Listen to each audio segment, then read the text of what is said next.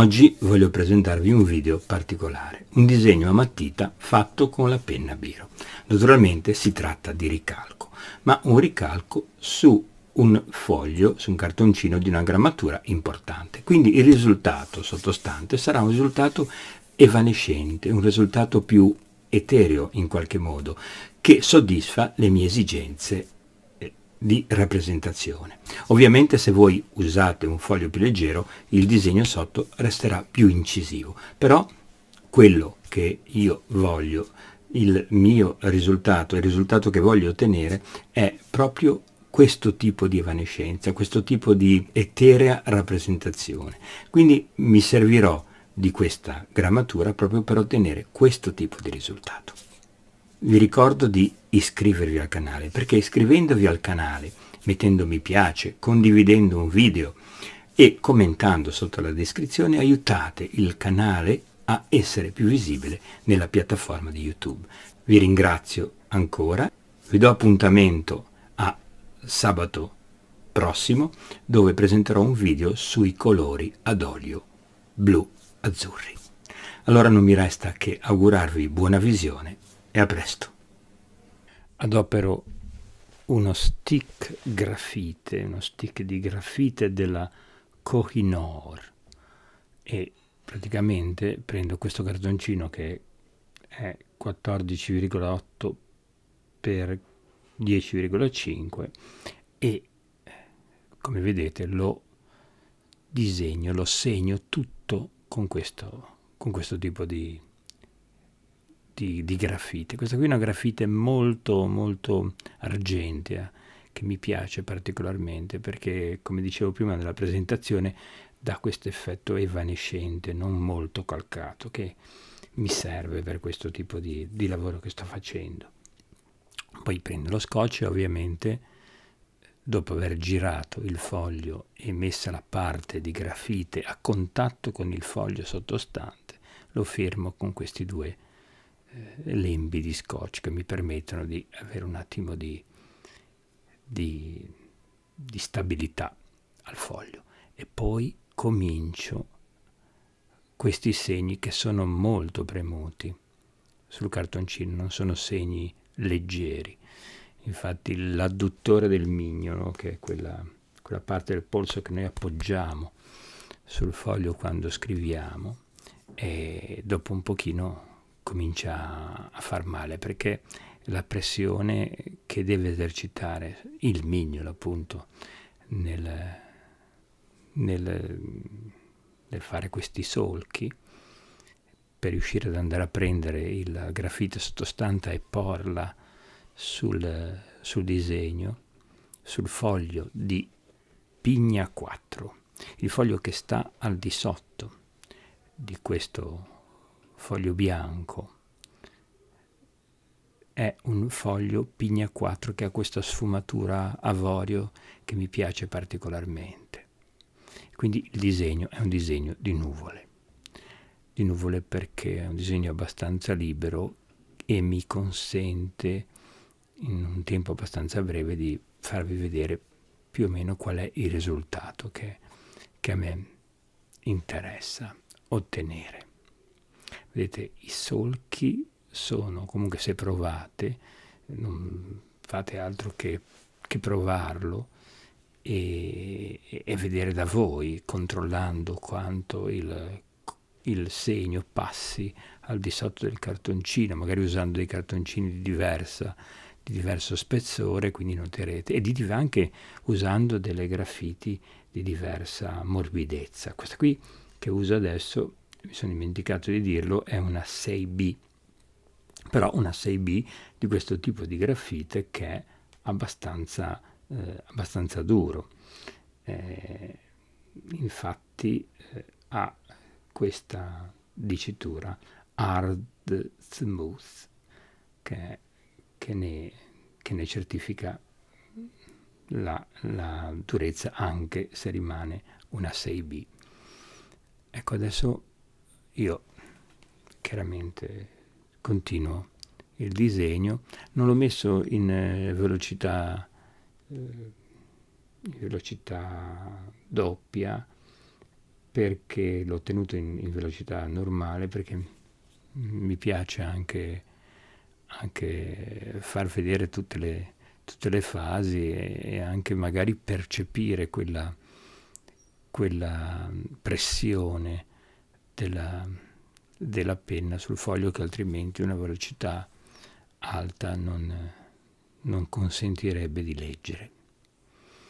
Quindi il disegno risulterà quello soprastante che sto facendo adesso, molto più scuro di quanto potrebbe essere se il fine ultimo mio sarebbe quello di utilizzare la parte sopra del disegno, che mi serve solamente, poi magari ovviamente uno magari trova anche gradevole la parte sopra, oppure no, comunque mi serve solamente come mezzo per ottenere il disegno sottostante.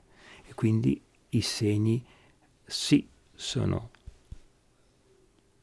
ottenuti con una buona pressione, però devono essere, come sempre, come tutti i tratteggi, posti in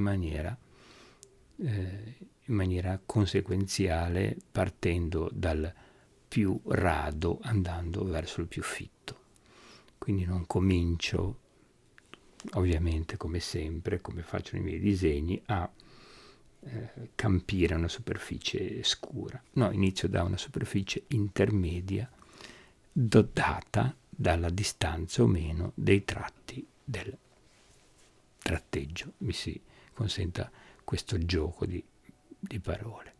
Quindi queste qua sono due nuvole in primo piano, poi a sinistra ci sarà una nuvola più scura che si fonderà col mare più scuro che troviamo appunto in basso.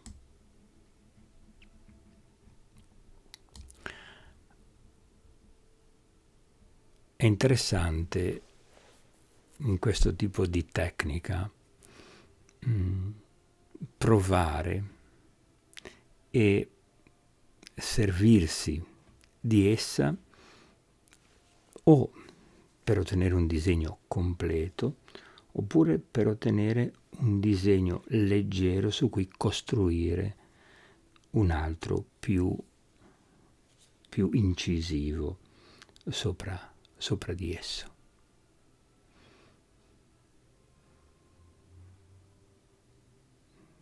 Le linee devono essere sempre marcate e non è semplice riuscire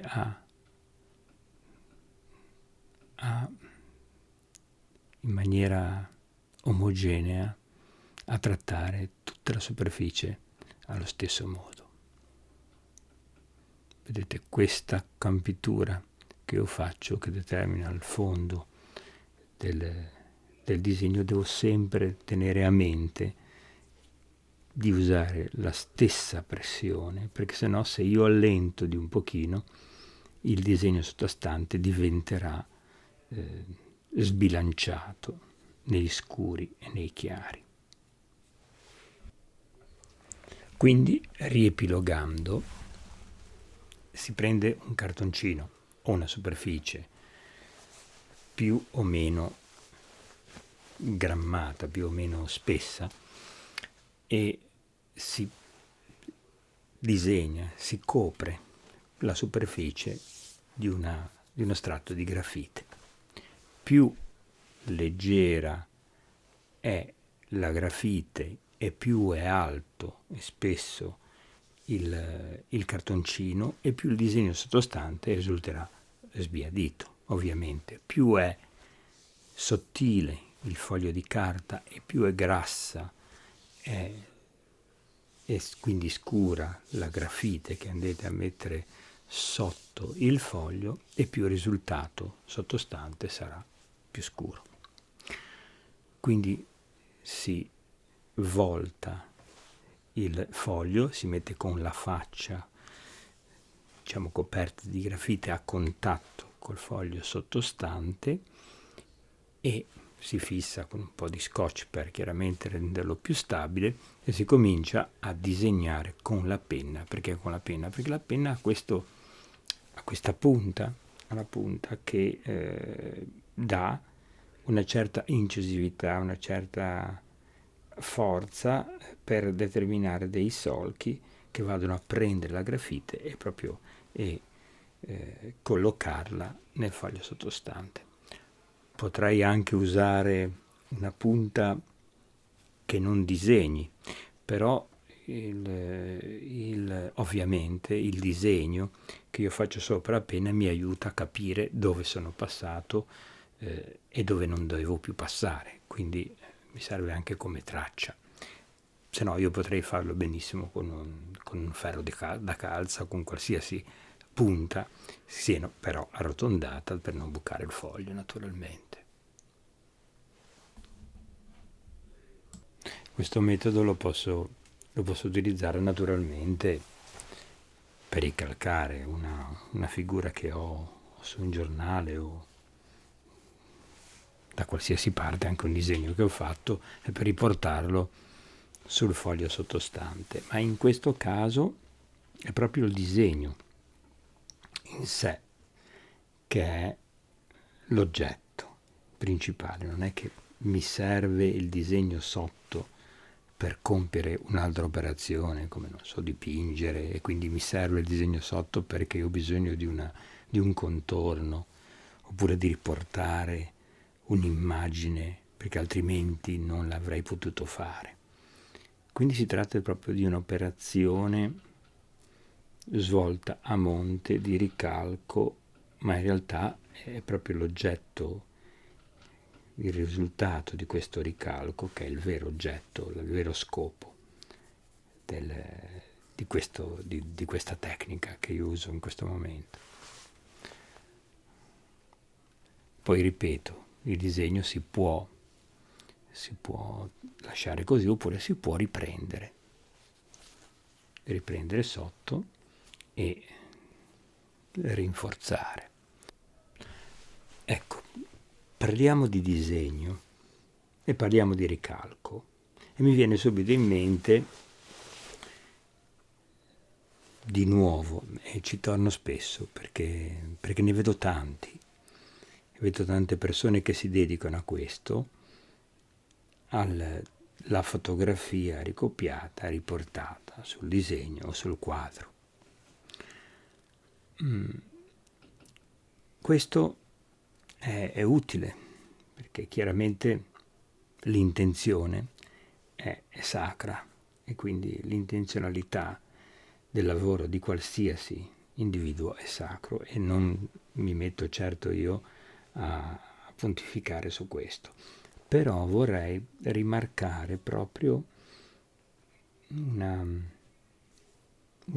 sottolineare il fatto che il disegno viene un pochino mortificato, perché il disegno è proprio l'indagine che si fa sul soggetto e quindi l'oggetto diventa disegno. Cioè se io uso, ovviamente perché è una figura piatta, uno strumento per riportare un'immagine, invece non mi affido al reale per indagare lo stesso attraverso il disegno che io riporto sul foglio, mi privo di una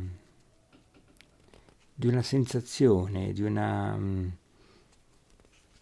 e di una pratica straordinaria e completa per un pittore. Il disegno, che se ne voglia dire, è l'80% dell'opera che poi viene conclusa. Perché il disegno è l'idea della rappresentazione e quindi mortificarlo attraverso una copiatura è privarlo della sua essenza principale, che è la costruzione della realtà, attraverso un mezzo primo di indagine, che è quello del segno. sia esso pittorico, il disegno, quando voi pensate e parlate di disegno, dovete sempre tenere a mente che non è il disegno che si fa con la penna, con la matita, con la sanguigna, col pennello, è qualsiasi segno si mette sulla tela che diventa disegno. Perché il disegno si usa anche, qual è il tuo disegno? Qual è il tuo scopo, il tuo piano? Ecco, il disegno è un piano, è la rivelazione di atti che noi vogliamo compiere per arrivare a uno scopo. Se lo scopo è quello di riprodurre un'immagine tale quale a un'altra immagine, non alla realtà, ma a un'altra immagine, lo scopo è solo quello proprio di un piacere fine a se stesso, che non c'entra nulla con questo mistero straordinario che è la scoperta della realtà attraverso di noi, attraverso il nostro occhio. È per quello che bisogna accanirsi per avere una pratica che sia bastevole a darci più strumenti possibili perché noi si possa intervenire per mezzo dell'occhio su quello che vediamo e trasportarlo sulla carta, perché noi possiamo comprenderlo. Non è il fatto di dover copiare in maniera esatta quello che vediamo, ma è quello che vediamo che è esattamente ciò che noi vediamo che riportiamo sulla carta. E quello che noi vediamo è la nostra visione. Se noi partiamo ovviamente all'inizio partiamo sì per imparare a servirci di certi metodi, ma poi quando man mano si acquisiscono questi metodi si comincia a ragione a iniziare a costruire un proprio segno personale che ci aiuterà, sviluppandolo, a mostrare quella che è la nostra idea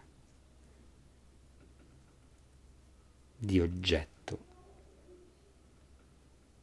che è proprio della realtà, che è oggettiva in quanto oggetto, cioè noi la guardiamo e ciò che trasponiamo sul foglio diventa un'altra cosa rispetto a quello che vediamo, perché è l'oggetto che nasce dalla sintesi nostra che facciamo attraverso il mezzo che abbiamo acquisito. Ecco, adesso ho insistito qua sul mare scuro, vedete, sto premendo fortissimo sul foglio, perché ho bisogno che certe zone siano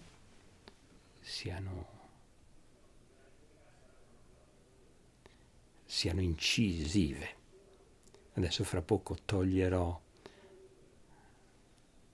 lo scotch e rifinirò il disegno stando ben attento a non spostarlo, perché sennò non riuscirò più a restare dentro l'ingombro del disegno sottostante. Quindi ecco, adesso ricalco ancora sempre di più, perché so quanto è debole, seppur è una 6B, quella grafite che ho, e quindi devo proprio calcare molto perché il cartoncino è molto spesso. Adesso ho quasi terminato la parte soprastante e fra poco toglieremo il disegno e vedremo qual è il risultato del disegno sottostante.